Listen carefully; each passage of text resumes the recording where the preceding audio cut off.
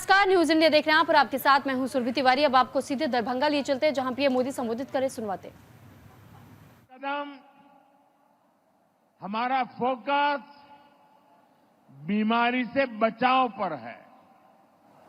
दूसरा फोकस बीमारी की सही तरीके से जांच पर है। तीसरा फोकस है लोगों को मुफ्त और सस्ता इलाज मिले और सस्ती दवाएं मिले। हमारा चौथा फोकस है छोटे शहरों में भी इलाज की बेहतरीन सुविधाएं पहुंचाना, देश में डॉक्टरों की कमी को दूर करना।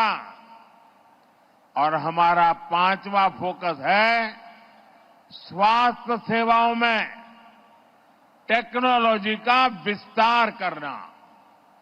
भाइयों और बहनों, कोई परिवार नहीं चाहता कि उसके घर में कोई बीमारी पड़े।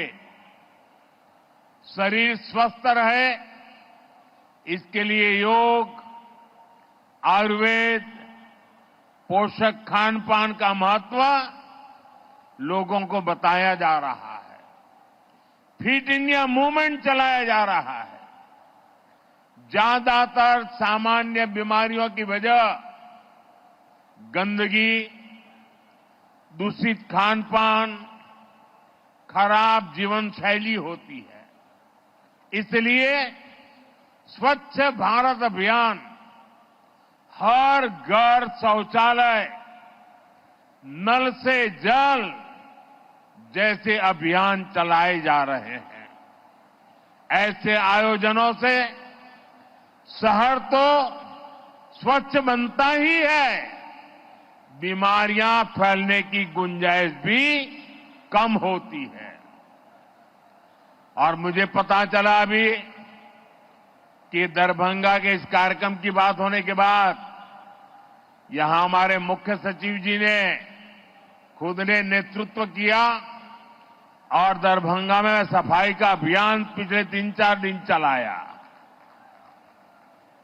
मैं उनका और बिहार सरकार के सभी कर्मचारी बंधुओं का और दरभंगा के नागरिकों का इस स्वच्छता अभियान को ताकत देने के लिए हृदय से आभार व्यक्त करता हूं।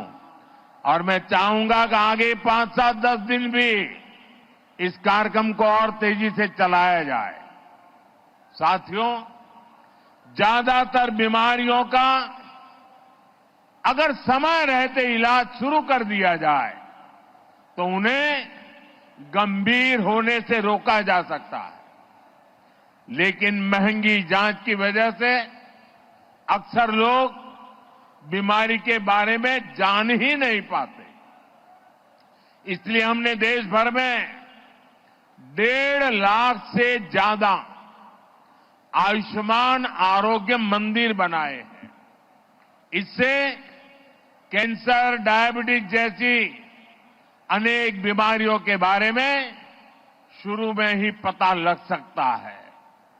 साथियों, आयुष्मान भारत योजना से अब तक देश में 4 करोड़ से अधिक गरीब मरीजों का इलाज हो चुका है। अगर आयुष्मान भारत योजना न होती तो इनमें से ज्यादातर लोग अस्पताल में भर्ती ही नहीं हो पाते। मुझे इस बात का संतोष है कि इनके जीवन की बहुत बड़ी चिंता एनडीए सरकार की योजना से दूर हुई और इन गरीबों का इलाज सरकारी अस्पतालों के साथ ही प्राइवेट अस्पतालों में भी हुआ है। आयुष्मान योजना से करोड़ों परिवारों को करीब 1.25 लाख करोड़ रुपए की बचत हुई है। ये 1.25 लाख करोड़ रुपया अगर सरकार ने देने की घोषणा की होती तो महीने भर हेडलाइन पे चर्चा चली रहती। एक योजना से देश के नागरिकों के जेब में 1.25 लाख करोड़ रुपया बचे हैं। भाइयों और बहनों, चुनाव के समय मैंने आपको गारंटी दी थी कि 70 साल के ऊपर के बुजुर्ग हैं, उन सबको भी आयुष्मान योजना के दायरे में लाया जाएगा। मैंने अपनी ये गारंटी पूरी कर दी है। बिहार में भी 70 साल से ऊपर के जितने भी बुजुर्ग हैं, परिवार की कमाई कुछ भी हो, उनके लिए मुफ्त इलाज की सुविधा शुरू हो गई है। बहुत जल्द सभी बुजुर्गों के पास आयुष्मान वय वंदना कार्ड होगा। आयुष्मान के साथ साथ जन औषधि केंद्रों पर बहुत ही कम कीमत में दवाइयां दी जा रही है। साथियों, बेहतर आरोग्य का हमारा चौथा कदम है छोटे शहरों में भी इलाज की बेहतरीन सुविधाएं पहुंचाना, डॉक्टरों की कमी को दूर करना।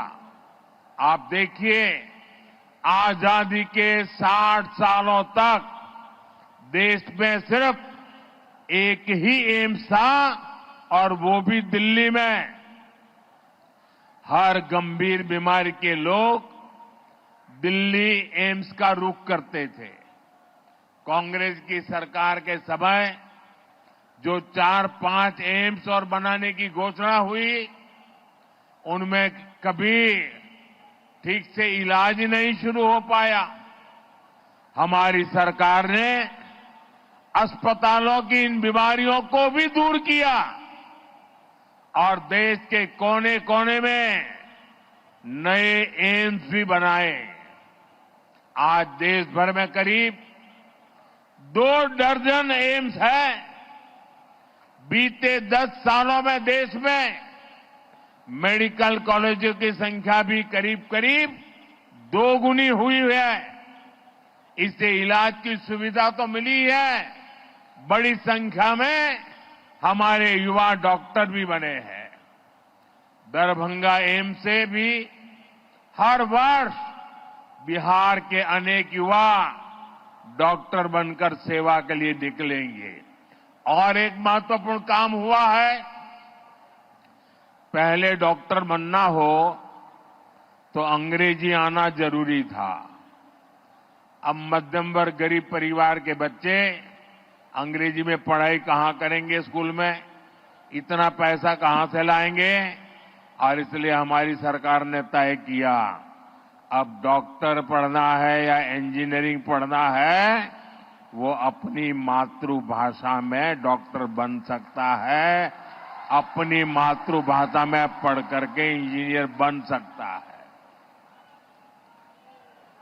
और एक प्रकार से मेरा ये काम कर्पूरी ठाकुर जी को सबसे बड़ी श्रद्धांजलि है। वो यही सपना हमेशा देखते थे, उस काम को हमने किया है। पिछले 10 साल में हमने मेडिकल की 1 लाख नई सीटें जोड़ी है। हम आने वाले 5 साल में देश में मेडिकल की 75,000 नई सीटें जोड़ने वाले हैं। हमारी सरकार ने एक और बड़ा निर्णय लिया है, जिसका बिहार के युवाओं को भी बड़ा फायदा होगा। हम हिंदी और दूसरी भारतीय भाषाओं में भी मेडिकल की पढ़ाई का विकल्प दे रहे हैं। मकसद यही है कि गरीब, दलित, पिछड़े, आदिवासी परिवार की संतान भी डॉक्टर बन सके। साथियों, हमारी सरकार ने कैंसर से लड़ाई का भी एक बड़ा अभियान छेड़ा है। मुजफ्फरपुर में जो कैंसर अस्पताल बन रहा है, इससे बिहार के कैंसर मरीजों को बहुत लाभ होगा।